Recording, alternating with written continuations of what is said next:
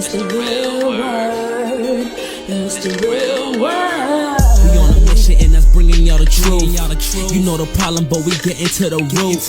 The devil watching, yeah, he always on pursuit. But Jesus is our rock, so we shall not be moved. We on a winning team, so we can't lose. We say facts, cause we hitting y'all with proof. Started from the bottom, now we standing on the roof. As God as our witness, we gon' make it to the moon. When you want the truth, the world be hiding it. This the real word, we providing it. We got Ace, BK, Truth, Rick Star, and we plan to make a movie like it's Pixar. We came a long way from the plantation. We just tryna save your souls from damnation. So if you down with the message, tune in every week. It will lead you to the message that you seek. It's the real word. It's the real word. It's the real word. It's the real word.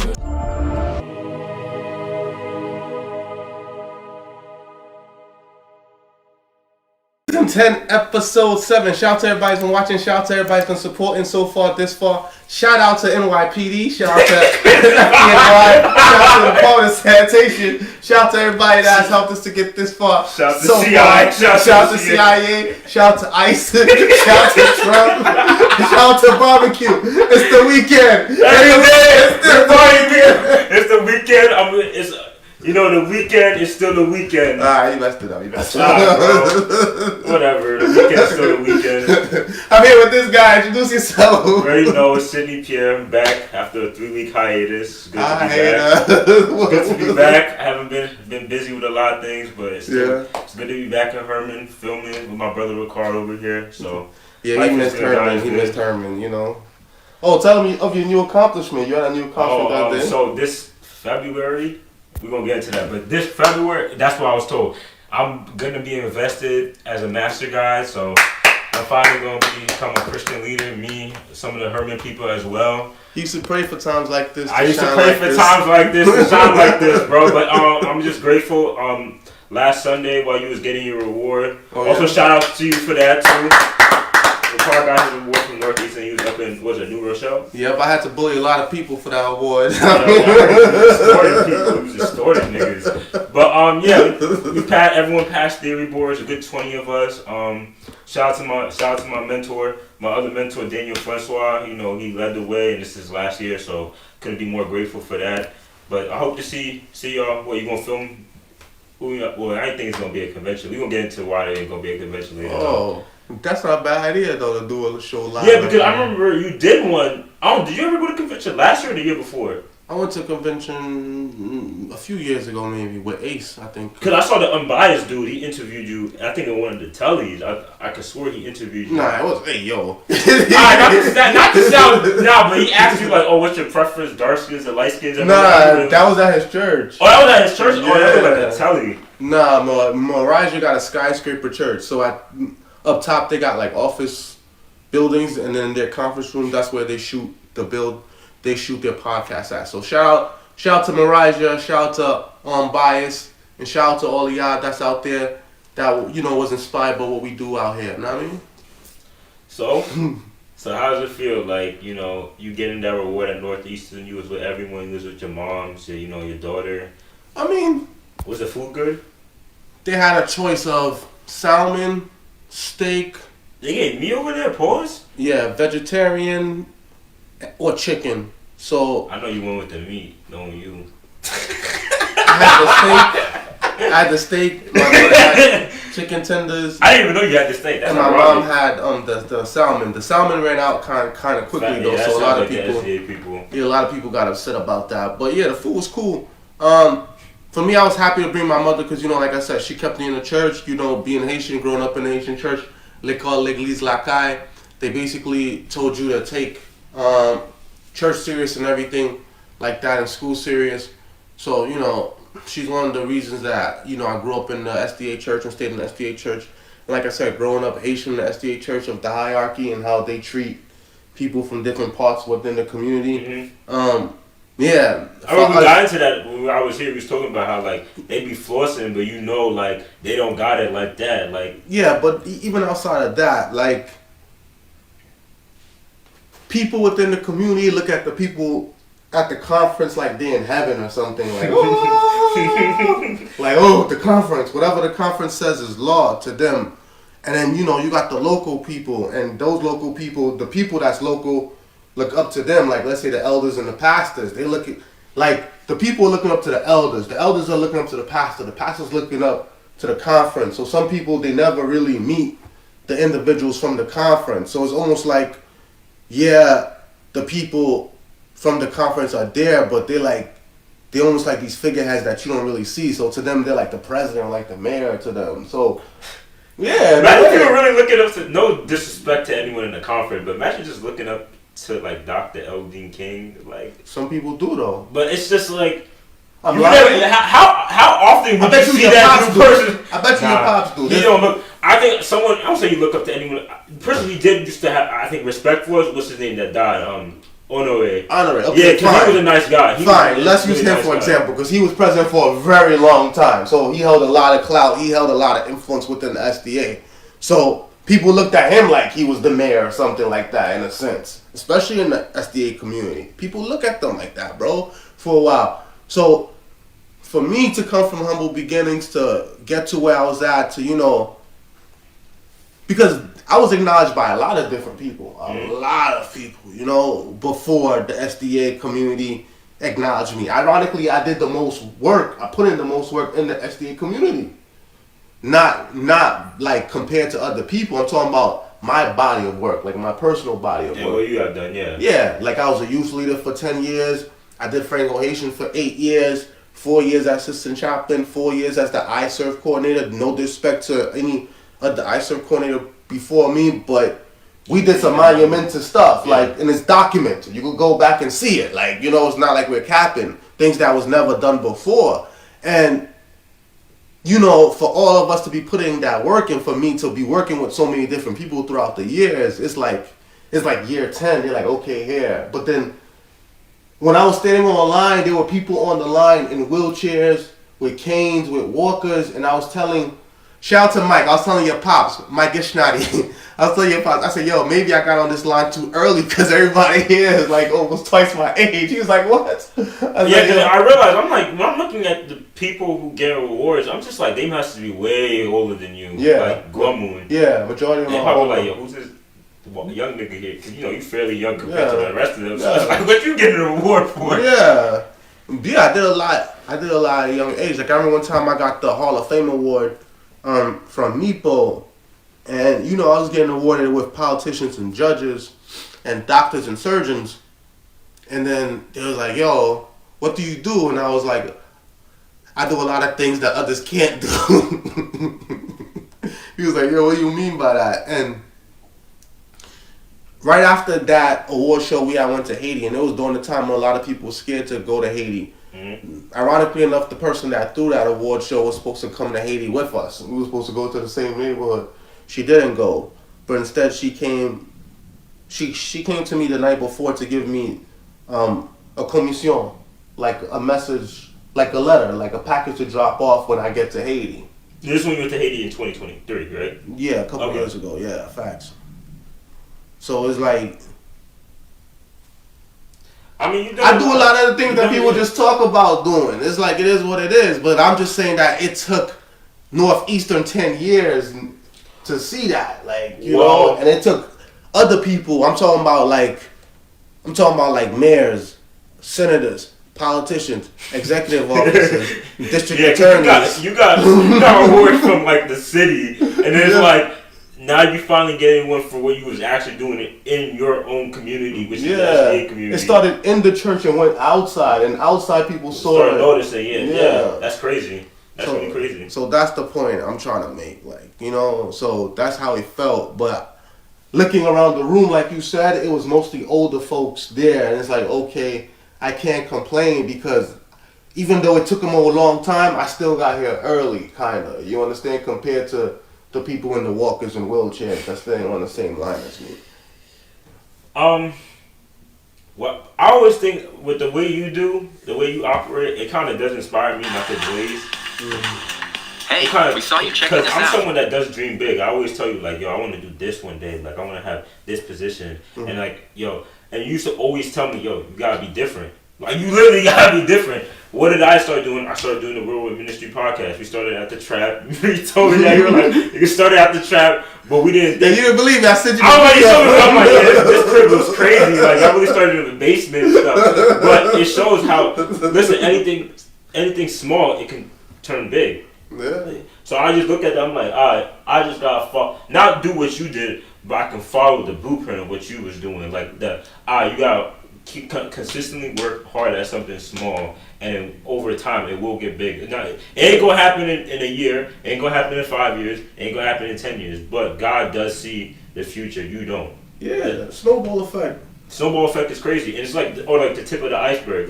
Like people see the tip of the iceberg, but they don't see the actual ice. Like it's like being a youth director for 10 years for free. Before, after 10 years, you get a job as a director, making more or less 6 figures. You understand what I'm saying? 10 years from 10 years before that, you could never see that. Like you're like, damn, I'm doing this for 10 years for free. Like, what's going on? Mm-hmm. Then 10 years later, you snowball it. You see where you started to where you at now, and then you see the increment growth, the growth in yourself, the growth in your life, like from your shoes to your wardrobe to your cars to your degrees to your salary to your just the way you live your life. Like stuff that's regular to you is like something that somebody might wear on their best day. Yeah. Like not everyone's gonna wear a Gucci belt like you, and they got but that's just how you dress, and that's the way you dress now, like how you show up to church, nice suits and stuff. That's over 10 years of you working hard to get to that point where you can comfortably. Man, you ain't got to put nothing on layaway. You ain't got to put nothing on Klarna. That's just how you are. You dress like that. Some people, bro, they only dressing like that at a gala, or they go dressing like that at a wedding. It's like you're like that weekly. So I mean, I don't know. S10 people do be hating though. S10 people do be hating though. Yeah, like, I ain't gonna lie. When I was at the award show, it was people that seemed like they was happy for me, and those people was like, what this guy doing? And there's people that, like, was show that show genuine love and appreciation for me, and you could feel it. And some people that's like, all right, like, come on. Like, when someone is like, all right, say for example, I see you, I pound you, and then you're like, yo, what's up? I'm good, all right. And then I'm about to walk off, and then you're like, all right. Like, you try to smush me off, and I'm like, I wasn't trying to chill with you. Like groupie shit. I don't get when people do some stuff like that. I'm like, I was just saying what's up, because if I don't, you're gonna feel away. Yeah. So niggas do shit like that. This is what I say. But like if I see you, I'm gonna say what's up. If I'm not, I always say it's only groupie shit when you go out your way. Like you sitting down across a room full of people, and you really get up just to go say what's up to a nigga. Like, all right. That's kind of crazy. I mean, there was a few women that came up to me like that. Like, I ran into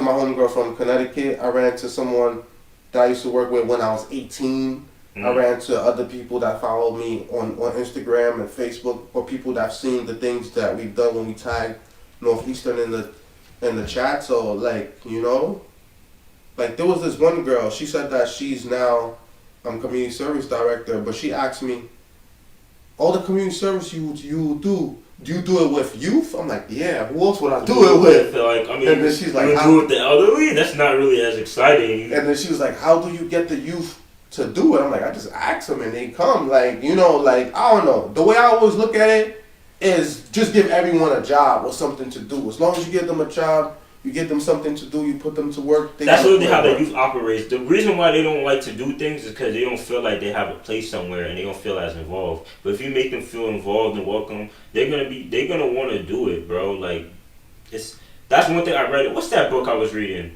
for Master Guy? It was We Can Keep Them in the Church.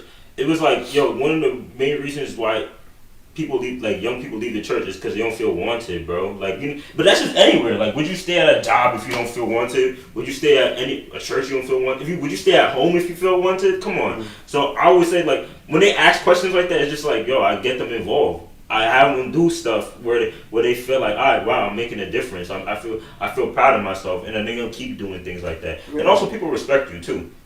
Like, you grew up with most of these kids, most of these youth. So it's like if Rickard asks us to do something, they gonna do it. Like yeah, but even you from other church, they join into it. Nah, I would disagree. If I was yeah, I would be like, yeah, nah, who is this? Nah, I'm just kidding. Nah, like if you seen the things that we did, right? Yeah. Like let's just say, all right, there was one after we had Unity Day in Horeb. The time we was all dressed in purple, and then we was giving out flowers. Yeah, I wasn't there. I remember they giving out the flowers. Yeah, my church. We gave out food. We gave out the travel kits. We gave out a lot that time. We did a lot, man. We did a lot, and when we come out, bro, it's like a crowd of people. That's I remember that Beaka, the clothes drive. We was like, yo, and we wasn't even on the app. We were just on the corner. Yeah. We were just on the corner, and everything but there was a lot of them coming from the church. Yeah, but at the same time, we never need permits. We never need police. Ain't nobody came to shut us down. We never need security. We come. Yo, the Lions was right across the street. They were just like, yo, what y'all doing? Like, y'all need help? We hold you down, and we like, yo, if you want anything, let us know. Like, we got water bottles and stuff, and it was cool. Like, bro, when people see you doing good. Like, who's gonna stop you? Like, I don't think there's nothing wrong with doing good. So why are people scared to do it then? Especially I think it's because they're scared to do. Why I think people are scared to do good is we in a world where people do so much bad, and they still get credit for it. Like, people don't want to do good and be corny for doing like a lot. I don't think you get it, but people get bashed for doing the right thing. You feel me? Like, people get bashed for doing the right thing. If you was like, oh, let's just do a food drive in the projects, who cares? No, we've done it before. I'm just saying, but like, who cares? But I'm saying, you was asking why. I gotta rephrase myself, but you're asking why people be scared to do good. It's because we in a generation where niggas think it's corny to do the right thing. I guess. So, alright. So compared to them, how do I do it differently that makes it cool? Well, let me say it correct. Cause you be acting like how you act on social media, so you know. What you mean? Like you a vodka boy and you a church leader at the same time. So they're like, oh, okay, well, he one of us. We can relate. So a nigga on the Brookline projects can relate to you. It'll be like, oh wait, he one of us. He ain't one of the preacher niggas. Like he one of us, bro. This nigga got the black Timbs on and shit. So he's sagging. Oh wait, okay. Like let's see what he doing. So, like, that's no issue. But if they see a preppy nigga come around, they gonna be like, yo, who the hell is this nigga? No, that's not true. I've done both. I went into Brownsville in 3-piece suits, and I went into Brownsville dressed like this, and it's the same energy. Okay, fair enough. Fair enough. I mean, like I said, there's nothing wrong with doing good, though. Just because people may not see it, but God sees it, and that's all that matters. Yeah. That's true. That's true. But it's cool, man. Shout out to everybody that have acknowledged us for our work, because we do put in work, and it's not to show off or for people to see, because at the end of the day, we could have just kept the money for ourselves. We could have just kept the energy and the time for ourselves. On vacation with that money. Yeah. You know what I mean? But, we help people out, like, and we've been doing it consistently for years, and it's been getting bigger, especially with your contribution. And sometimes it doesn't even take money. It just takes people coming together and giving things that they don't necessarily need or want, like sneakers, old clothes. Yeah. I'm about to start a sneaker drive because I just hooked up with another company out in Florida. If you have any old pairs of sneakers, I definitely got some. I'm gonna stack them up and I'm gonna put them in the basement, and we're gonna make it do. I think that's gonna be a big thing, and it's gonna bring in a lot of money because everybody got old shoes. Yeah, I got a couple that I need to get rid of. And then the shoes go to poor countries, and then we still get a portion of them. So it works out for everybody. So I think that'll be a good thing. But like I said, like, I understand for me to be able to stand in different environments and still be able to communicate effectively with different people from different backgrounds, it took self-development on my end. You understand? Like, it's easy to stand on the corner, like you said, with black Timbs and Pierre sagging, but then I'm like, what are you doing? And when you open up your mouth, it gotta make sense. It's gotta make sense, yeah. So, and when I have a 3-piece suit, I could bring the crowd in and smile, but then eventually I gotta say things to keep them here and keep them motivated and keep them going, So, and even when I sit down and I write something, what I write on the paper gotta make sense. So what? So whatever I'm writing on paper gotta make sense as it comes out of my mind. So whatever in my mind, that got to flow as well. So that's different aspects that come together as one, and I feel like that has helped me to be successful in what I have done, right? With me, I feel like how I'm able to adapt in different environments is because I just get everyone respect. Like, that's one thing my pops always used to tell me is, man respects man. Not just like a man, but like you respect a woman too. Like, you don't just come into people being disrespectful, telling people what to do, and then they're gonna look at you like, yo, who the hell are you? Like, it doesn't matter. I think with me, I could go somewhere and I'm just like, make them feel welcome, like, yo, hey, how you doing? Things like that. Some people forget like a respect aspect. Like, you shouldn't be trying to come off as a commandable dude, like, yo, I'm in charge of everything. And I mean, besides you, when you had the argument with the dude at Pierre, but that's with me. I think with me, I just respect everyone, no matter what. I give respect, hoping that respect will be given back, because that's just the golden rule. Yeah. I mean, we could talk about that guy since you situation. He's like, that's my program. So boom, right? There's a lot of politics that goes on in church, and whenever you do something within the vicinity, they want to bring it to board and committee and vote on it and everything else. Yeah. Franco-Haitian Youth Federation is a federation that has members from different churches that come together, and they build off of donations from those individual churches.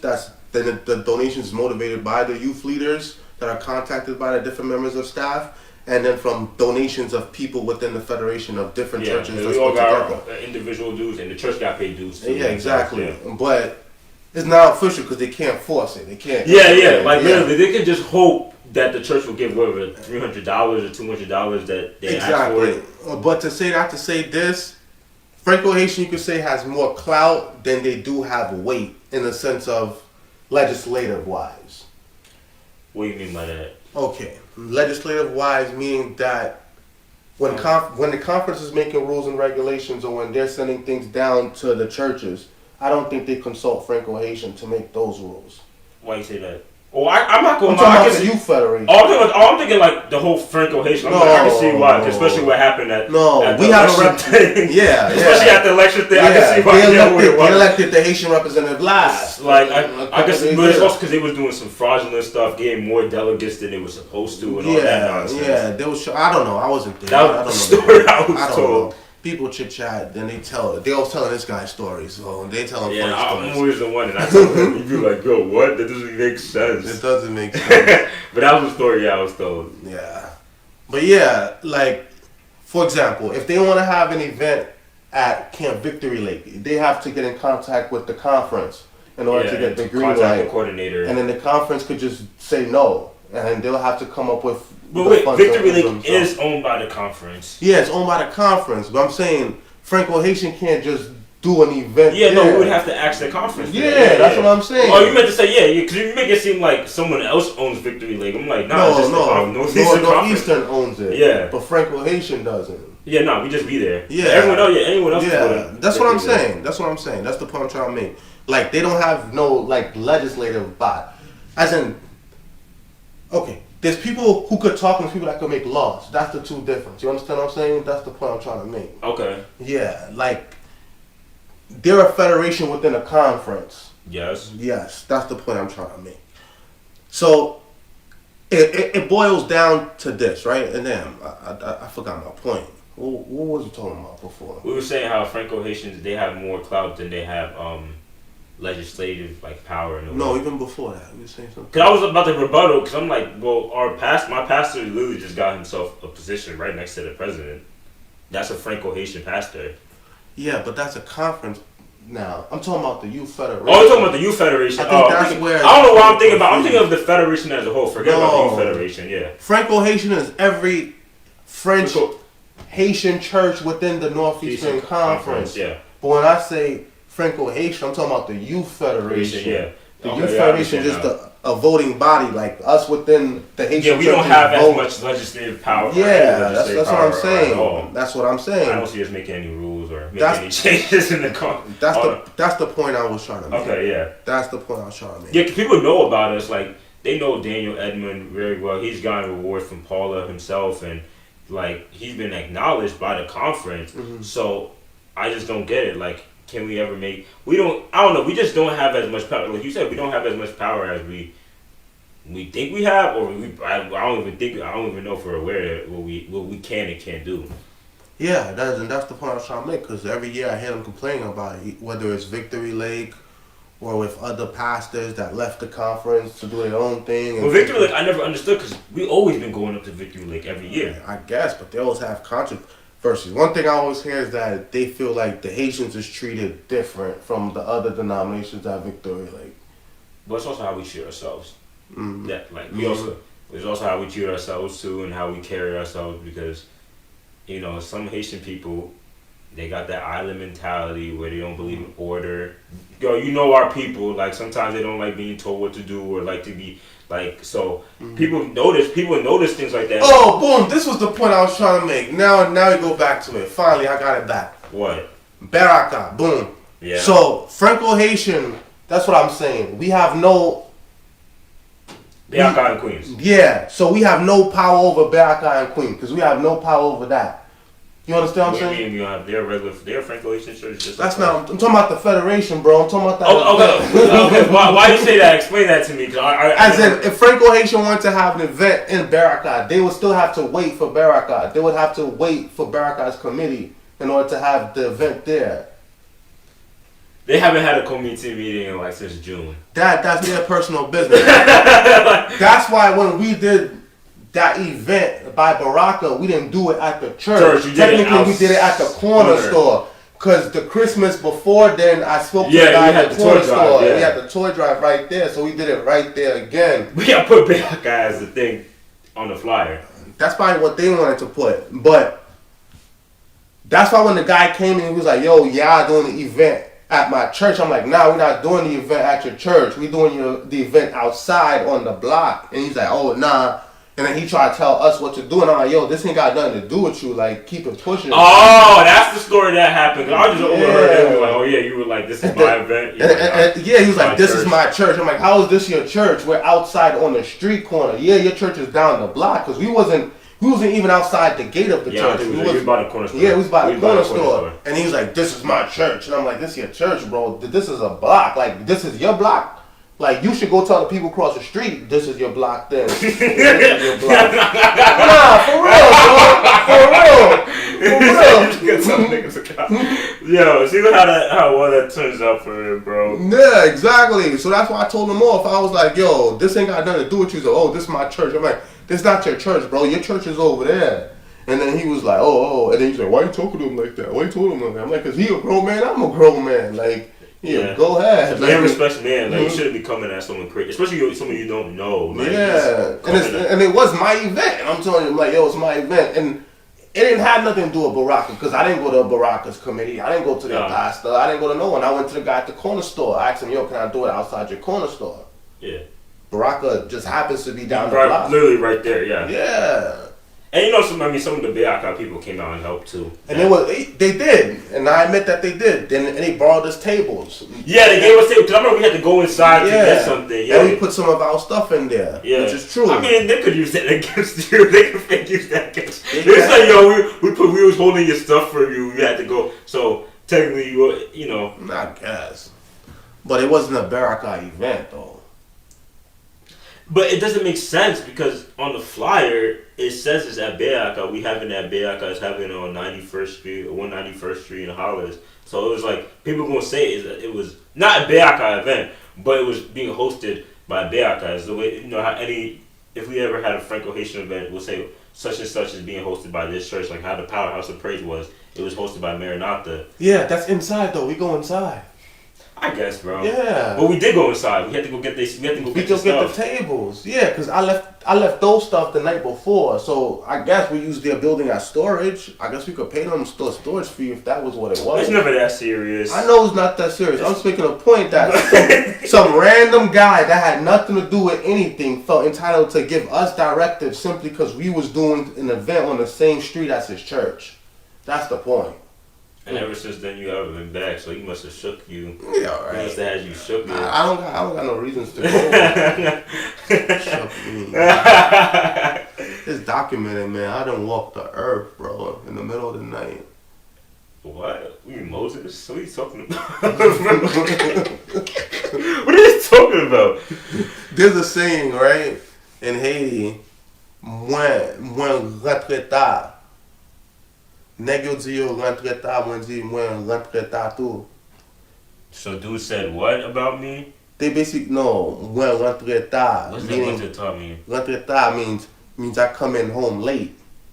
If I come in home late, that means all night I'm running the streets. Oh. Which means I'm not scared of nothing. Like you saying you come in late. Or you just got off of work late. That would be shit. I guess. Like you saying you be out late, like I'll be out even later. So if you could be out late as much as I can. But that's not true. You know you gotta tuck in your daughter at like 8, bro. Like you ain't running those streets, bro.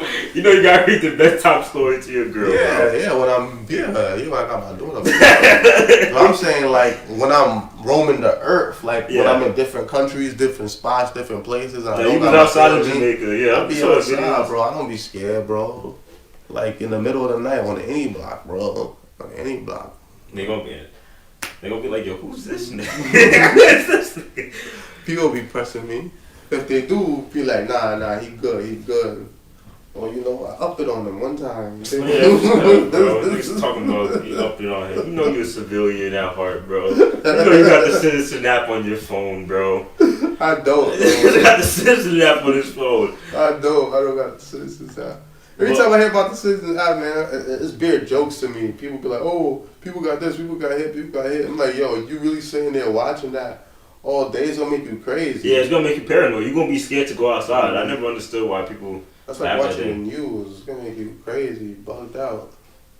But, so what's going on with us getting invested? Do you know about the conference splitting up?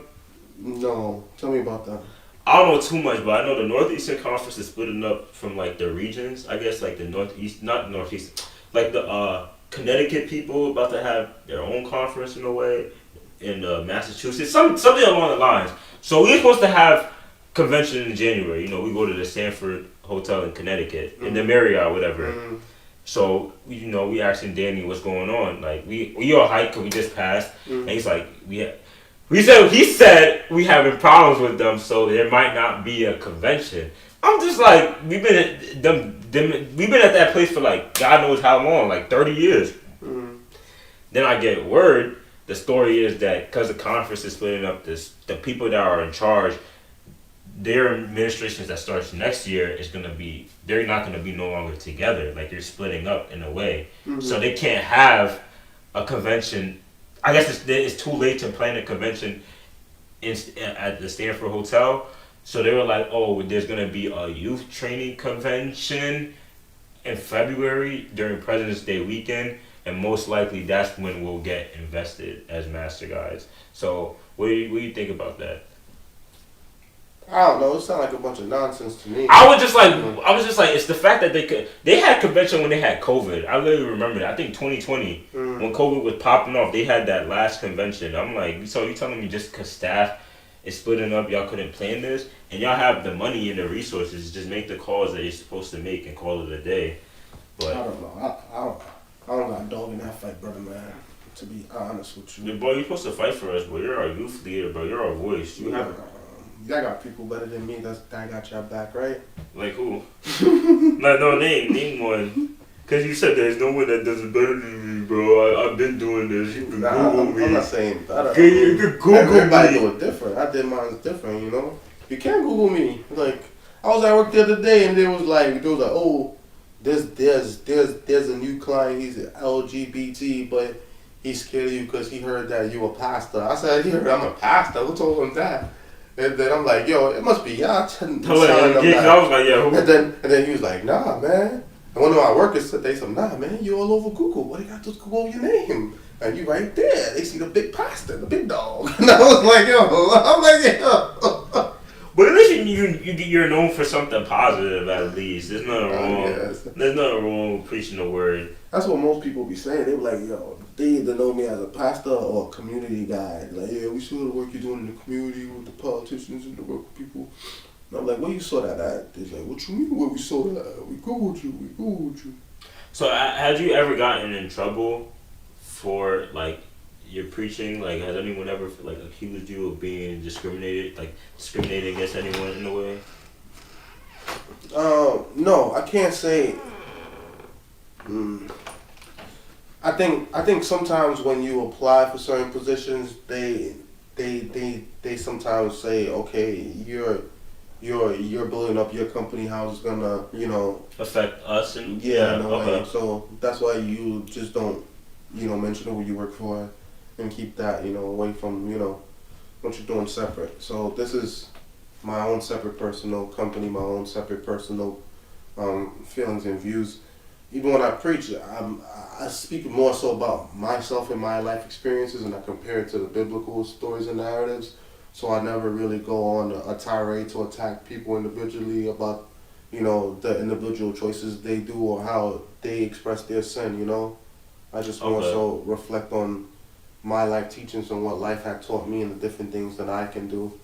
I don't really focus on bashing people. I don't go on the stage and do, I never did that. This has always been I've always preached a message of positivity, positivity, production, increase, enlightenment, empowerment, self-empowerment, coming up. And even when I was going through difficulties in life, and even when I was building myself up, enlightening myself, I used to work out, I used to listen to positive affirmations, motivational speaking, I forget his name, showing a blank, but he used to be like, you got comeback power, you can do this, you have to tell yourself that Les Brown, that's who I used to listen to. I used to listen to Les Brown, I used to listen to Eric Thomas, I used to listen to all those guys, and I used to just run 10 blocks, sometimes I used to run 30 minutes, I used to run an hour, I used to walk from Canarsie to Flatbush, I used to walk from Canarsie to Crown Heights to Kings Plaza, I used to walk, videotape it, and like hundreds of people used to watch my live and used to join me on my walks, on my stories, and then, I just kept myself motivated and they would just motivate other people, Same thing Deion Sanders always said, you look good, you smell good, you feel good, you play good, you dress good, same shit. I wake up and dress nice, what I'm doing have nothing to do with anybody else. It's for me, My father and my mom always told me to iron my clothes or send it to the my parents same way. They used to always say, take care of yourself, bro. My dad used to always be like, yo, you a belt T got on, bro. Don't let anyone tell you that. You supposed to look the part.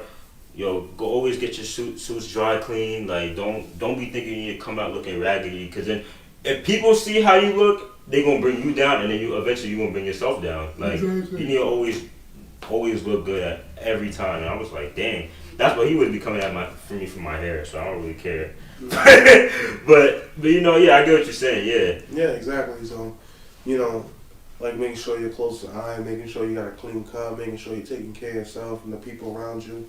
Not getting caught up in all the foolishness and nonsense like a lot of other people be getting caught up in. So at the end of the day, that was the focus that I had more so. I wasn't trying to stay negative, just trying to focus on that other stuff. I never really felt like the need to go and attack people because, I know how it felt for people to attack you. Yeah, so definitely. I wasn't even really on it's that. a bad feeling, but it's a shitty feeling. Yeah, so I wasn't even really on that. So to me, it was always positive. I show up, I look good, I do what I gotta do, and then I go home, go about my business. So that's how I've always kept it personally. Other people, they do whatever they want to do, they say whatever they want to say, that's on them. That ain't got nothing to do with me, honestly. Know what I mean? That ain't got nothing to do with me. Okay. I mean, it's good to know that like nothing at your job is ever affected. Like none of the stuff that you do for the church has affected you at your job. Because I heard a lot of stories like, oh yeah, such and such got fired because he preached about gay people, he preached about homosexuals and all this stuff. No, I don't preach on that. And I'm like, but that's like a lot. That's more of a lot of them love. That'd be like their main topic. Nah. For sermons. I stay away from the political. I feel like there's enough things in the Bible you could preach on. That's real. Yeah. That's real. It's One of my old pastors, he was like, he used to love talking about gay marriage, about how you never would marry someone if they were gay, and if they gave him $1 million, he used to love always talking about that. Yeah, but that's a personal preference. But at the same time, you really think someone of that background will come to an SDA pastor and ask you to marry them? I don't know. People gotta be for real, bro. Like sometimes they just involve themselves in things that don't got anything to do with them. I believe. Even my pops, he had a sermon one time a few years ago, and he was talking about the goth kids. He was like, yo, they be wildin', they be painting their nails black. You know how them kids be painting their he's like, they be painting their nails black. They keep dead dogs underneath they bed, and I'm like, I was like, yo, bro, what is he's like, and then they gay. I'm like, yo, you can't talk about, like, come on, you're a social worker, like, you work in that field where there's people like that, someone can easily just pull up one of your sermons and see that, and they can use that against you. Yeah, you speaking in Creole, and you speaking in French, but like, bro, it get translated and now it's over. They see how you feel. Mm. They say, oh, you discriminating against such and such, and your discrimination is such a big deal. Like you really could lose your right there and then. I don't even think you could get like a write up for that. Yeah, that's like you get fired right there and then. Yeah, that's why I just stay away from all that. Like you just gotta stay away from all that sometimes. Stay away from the drama. There's some things that you don't need to say, that you don't need to. It doesn't need your opinion publicly. Like I would never talk about certain things in public because I know cancel culture is real. Mm. Yeah, people be on that. That's why I don't know. Sometimes you just gotta. Like I said, sometimes it's just best to just stay out the way. Like certain things, you just. But this is just entertainment. Yeah, I mean, I just do this. I mean, it's good to talk and speak.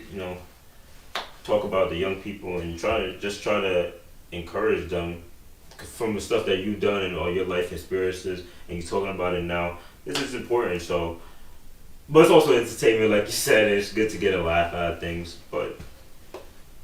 Like Dirk said, this is all props. This is not real. This is all cap. That's what he said. I don't know. What do you think about the Dirk situation? Like you think running for hire thing? Yeah, like you think he'll be home soon? I heard they found some evidence. They found something they can't use him against for.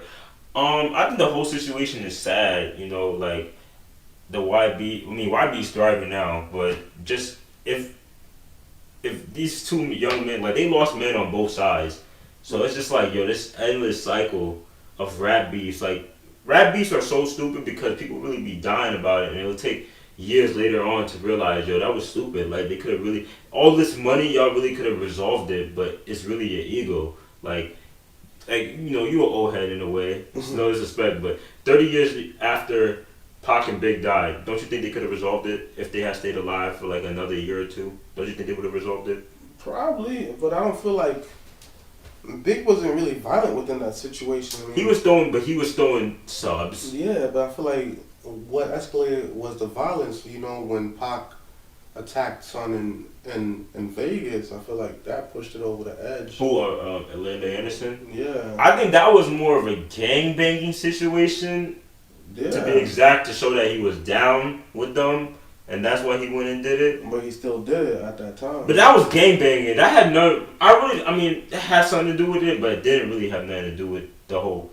I don't know. It kind of did though. But with the Dirk situation, it's just sad. I'm like, you really sent these dudes out who are your artists. They go and kill this. Well, they went to kill Rondo. They ended up killing his cousin, I think, and then.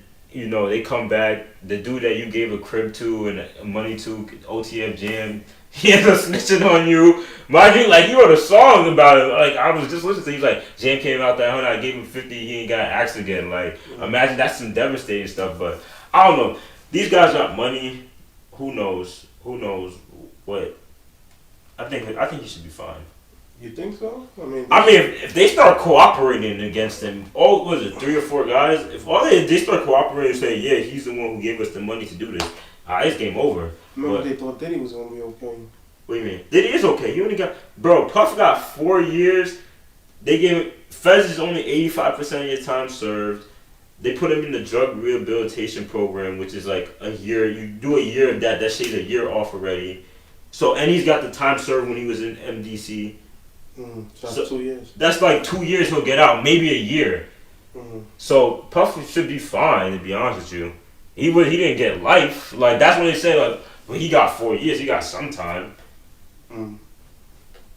They said now he's chilling with Sebastian Telfair. Yeah, they said that he was drinking. They found him drinking alcohol. Yeah, they called him drinking alcohol. I'm like, yo, drinking this Ciroc. Toilet liquor. He was drinking toilet liquor. That's drinking crazy. some Ciroc. That shit is crazy, but man, free Puff, cause he did a lot for the music industries. I don't condone any of the nonsense he did. Which nonsense he did? Hire prostitutes to be with his girl? But I'm gonna be honest with you. But like, bro, everyone does that. Like, everyone does that. No, I'm saying like, what makes Puff so different? What makes Puff different? You trying to smash your girl? Yeah, but no, I'm saying, but like, you say everybody is freaky, bro. I mean, everyone does that. It's like niggas got their own freaky shit they be on. Like, and he got money wherever he does. Everybody got their own freaky stuff, but don't say everybody do be on that. Like, everybody be on something different, man. Like, not on that. Listen, I don't condone the violence that he did to women. That's what I don't like. Stop the violence. Like he really beat the hell out of Cassie in that video. You saw it, bro. Like that was OD. Yeah, he bugged out. He bugged out. So. But that's not what he went to jail for, though.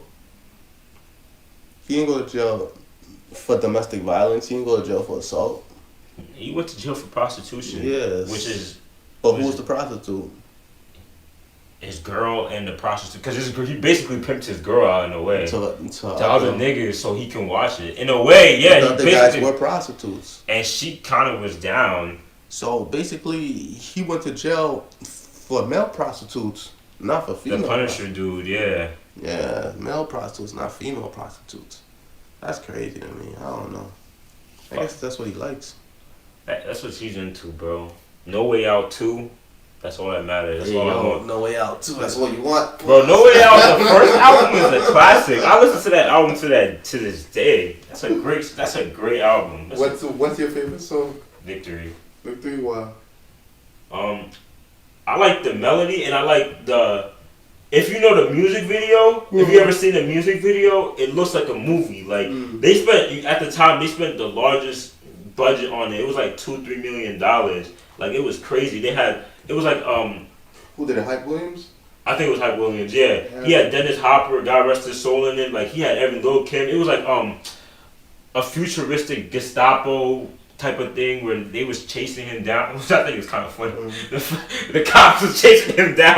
Well, I thought it was kind of funny. They had Biggie, like when he was rapping, they had when Biggie's rapping, he's in the sky with the lightning. I thought that was cool, and they had Busta standing at the ledge with some feathers or some shit. I thought that was the coolest thing he ever had. Victory's called my favorite. They asked for permission to hit him. He don't like me. Hit him while wifey was with him. They heard of us. Come on, like that's a great. Victory is that's my favorite. That Can't Nobody Hold Me Down. Yeah.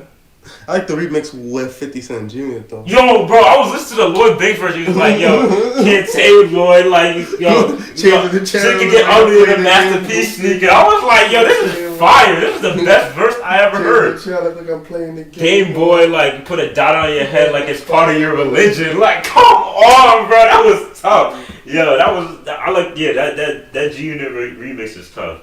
You in the danger zone. You shouldn't be alone. Yo.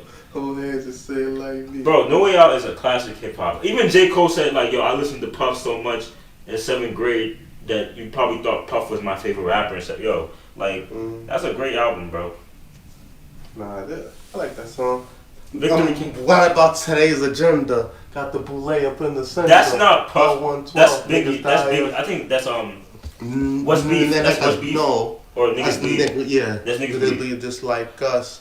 Niggas Bleed you know why Niggas Bleed is so good? Because it's telling a story. It's telling a story and it's vivid. Yeah, and And it's like, if you was to learn how to rap, you should listen to that song, bro. Because he literally paces himself to rap. Like, but that's not my favorite album on that. That's not my favorite song on that album. You know what's my favorite song on that album? Well, Long Kiss Goodnight.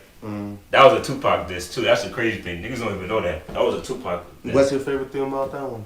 I think he's like, when he's dissing Pac after he died, he's like, but it's also like, you're not, it's just the subtlety, like the subtle diss is what I liked about it. I'm like, yo, you didn't say it when he was alive, but now when he's gone, you're saying, oh yeah, you rest where the worms, eat where the worms be. Like, come on, dang, laugh now, cry later. You niggas don't realize, he's talking about Tupac tattoos on his back. The laugh now, cry later Tupac tattoos. I'm like, damn, like, that Sky's the Limit is also one of my favorites because I think that's just a motivational song. That's a motivational song. Went from ashy to classy. See, like, yeah, that's a motivate. That I love the Dough with Jay. That's a catchy one. Like niggas, like everybody hears Life After Death to be like, oh, more money, more problems, hypnotized. Like there's great songs on. Yo, from Misuse, another good one. Another with Lil Kim, I need another bitch in my life. Yeah, that's a catchy ass. Going Back to Cali, that's another, yo. Going. There's gems on that album, bro. Cali. It's alright. We be sorry. Yo, that's a classic East. Yo, you getting me tight, bro. That's a classic East Coast album, bro.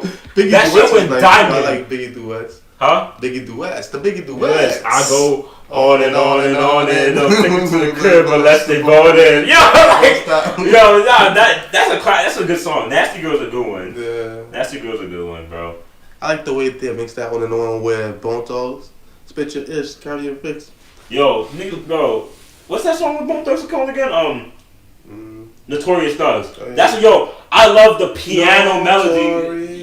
Yo, people don't know the story behind that. He was trying to rap as fast as them. And Dangerous. He was trying to rap like Lazy and Dumb, like how they do it, but he couldn't do it. But he was really trying, and niggas don't even know he threw that wasn't Dumb, but Lazy threw a 3-6 Mafia diss in that song. He's like 666 5 bitch. If you listen to his first sentence, he's dissing 3-6 Mafia because they had the beef with who started rapping fast like that. That was their beef. Wow. That's a lot going on in culture. What do you think? Like, do you think hip-hop is the culture? Hip-hop is the culture. I think people don't realize it. Like, hip-hop's only been around for 50-something years. But it's made such an impact where, like, you gotta have a commercial with some form of rapping behind it. Like, yo, a good impact or a bad impact? Both. Do you think Eric Adams is like a hip-hop man? I think Eric Adams is a Southside nigga. Niggas don't realize Eric Adams is a Southside nigga. He was in the Supreme Doc. He was in the Supreme Team Doc, bro. What business does the mayor of New York City have to be talking about Preem and Prince and them?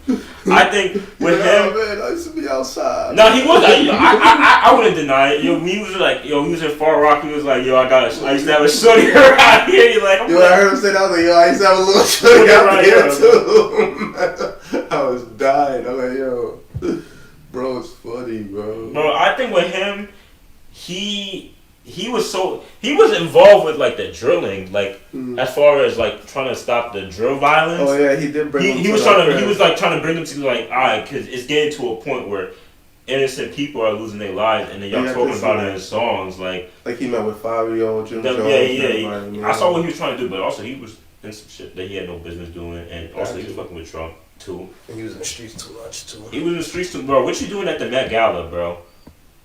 Why not? It's in his city. Bro, when we say Met Gala celebrities, you gotta understand though. If you the mayor, right? You have a VIP ticket to everyone in the city. You got 4 years to run through the city. You're not gonna do it. But the only reason why he won because Sluwa was against him, and niggas was gonna vote for Sluwa. Well, he came again.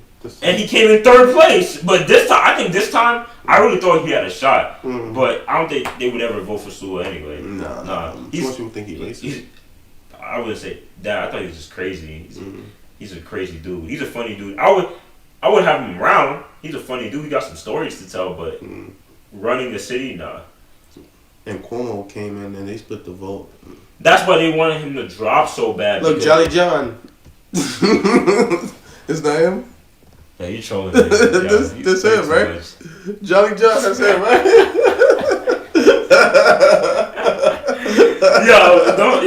Shout out to my boy Joyful John from Horror. Shout out to him, bro. Oh, Joyful John. I said Jolly John. I'm like, what are you talking about? Shout out to my boy.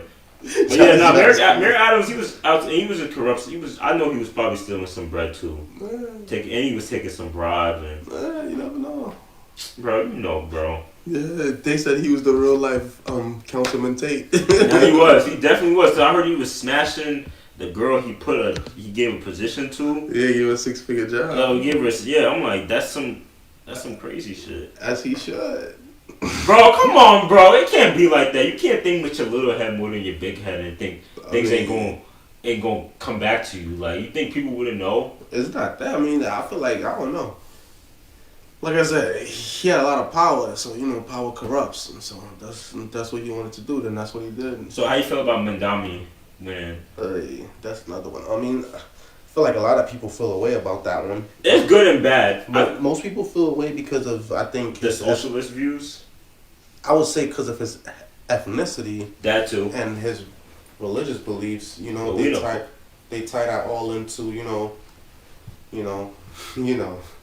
So I don't know, but they said it was mostly the young people that was really outside for him. They claim.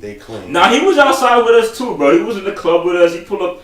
I don't know what SDA church he pulled up to last week, but I just knew it went viral. And I know Sephora and them. Shout out to Sephora, she was there, and I was like, "Yo, what's Mandami doing at a SDA church?" I think it's one in Queens. I don't know, but I mean, with him. I mean, I don't live in the city. You live in the city, but I don't really feel that. Nah, a lot of politicians be coming through our churches, like especially the ones that I'm cool. I be seeing assemblymen and stuff like that. They be coming through. Yeah, city council. So yeah, I be seeing them come through, but I never had no mayor.